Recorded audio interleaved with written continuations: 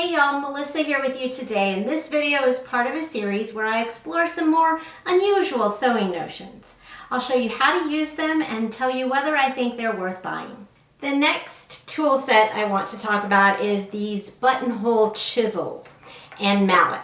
Now, the mallet I've talked about before. I love having a mallet in the sewing room. If you ever sew thick fabrics, if you sew denim, if you sew upholstery fabric, the mallet is really useful. It's also good for setting things sometimes, like snaps and rivets. So I always have a mallet in my sewing room.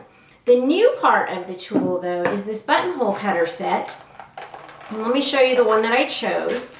There were a few to choose from. This one came with 2 chisels and a little cutting block to put stuff on top of. Now, I have read reviews that this cutting block splits easily, and I can see how that could be the case. I have also, instead of this, used just my cutting mat. I have this little cutting mat, and I've used that with the chisel. So the chisel here, the way it works is you just take your finished buttonhole, and here I have one sewn on a double layer of medium weight denim, and I've sewn a keyhole buttonhole.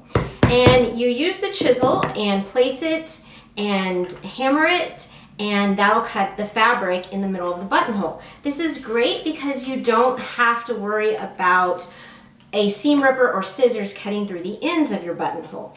And if you are doing eyelets or the keyhole part of a buttonhole, you can use the little eyelet tool to get that rounded part, which is pretty impossible to do with scissors. If I am cutting a keyhole buttonhole with scissors, I just don't have a round part at the end. But it is possible to do with this tool set. Now, is this worth it? It's fun to cut buttons this way.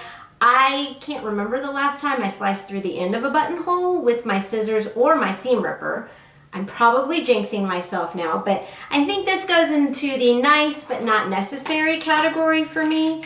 If I was doing more buttonholes, it is maybe slightly faster, and it is probably easier for very thick fabrics than to try to use your scissors.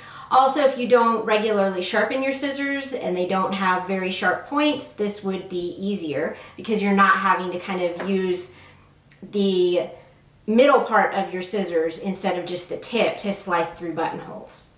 If you like seeing different tools on this video, check out this video with some other sewing tools that I swear by.